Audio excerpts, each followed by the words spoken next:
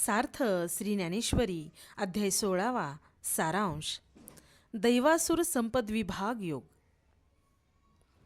ज्ञानसूर्याचा उदय झाला की पुरुषोत्तमाचे यथार्थ स्वरूप अनुभवास येते असे भगवंतांनी 15व्या अध्यायात सांगितले.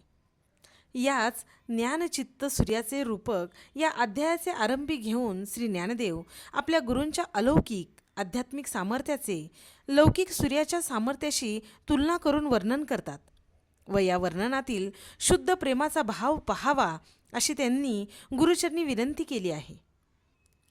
श्री ज्ञानदेव म्हणतात, माझ्या वाचेने सत्य बोलण्याचे तप अनेक कल्पेपर्यंत केले.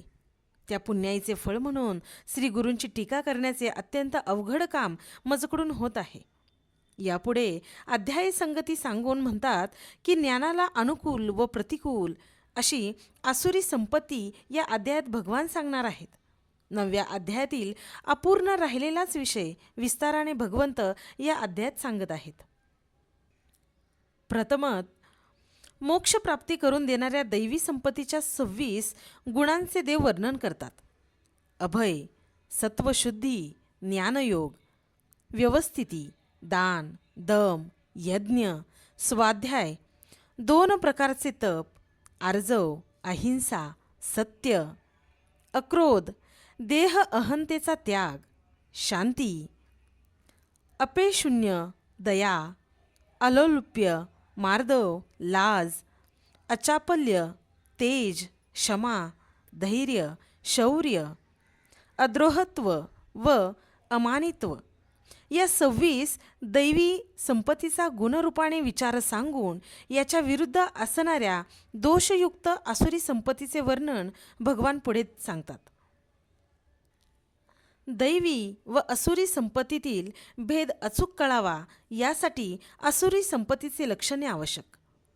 दैवी संपत्ती मोक्षाप्रत नेणारी तर असुरी संपत्ती नरकाकडे नेणारी आहे. ही 2 संपत्तीची लक्षणे सांगतात. दंभ, दर्प, अभिमान, क्रोध, पारुष्य, अज्ञान ही लक्षणे जरी 6च असली तरी यांचा पराक्रम मोठा आहे. जीवनाचा सर्वनाश करण्याची शक्ती तिच्यात आहे. भगवान आसुरी पुरुषाचे आणखी वर्णन करून तिच्या दोषातून सुटण्याचा उपाय सांगतात. हे आसुरी संपत्तीने युक्त पुरुष पापकर्मी असतात. देव, वेद, स्वर्ग, सज्जनांविषयी यांच्या मनात तिरस्कार असतो. ते कामासक्त, भोगवादी असतात. त्यासाठी दुसऱ्यांचा प्रसंगी घातही करतात.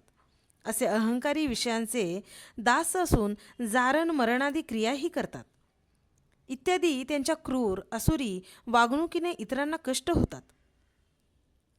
पतिव्रता सत्पुरुषांना ते छळतात. तेव्हा त्यांच्या रक्षणासाठी, दुष्टांचा संहार करण्यासाठी मला भक्तांचा कैवार घ्यावा लागतो आणि दुष्टांना रौरव नरकात नेऊन ठेवतो.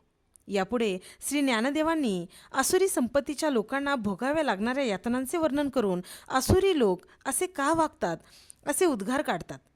भगवान समारोप करताना सांगतात, जेथे काम, क्रोध, लोभ आहेत तेथे पाप व नरक ठेवलेलेच आहेत. यासाठी कल्याणेच्छुकांनी कामक्रोधाधिकांची संगत सोडावी, सत्संगती धरावी, सतशास्त्रांचे श्रवण करावे, शास्त्र मार्गाने चालावे. या मार्गाने चालणाऱ्याला गुरुकृपेने नगर लागेल. आत्मस्वरूपाची भेट होईल. जन्ममरणाचे यातायात संपतील. दुःखाचा नाश होऊन नित्यानंदाचा लाभ होईल. तात्पर्य, योग्य अयोग्याचा निर्णय बुद्धीने नव्हे तर शास्त्राच्या दृष्टीनेच केला पाहिजे. वेदाज्ञा मानवी. आपल्या व्याख्यानास स्फूर्ती देणाऱ्या श्री गुरुकृपादृष्टीकडे कृतज्ञतापूर्वक पाहून त्यांच्या कृपेची याचना करून श्री ज्ञानदेवांनी या अध्यायाची समाप्ती केली आहे.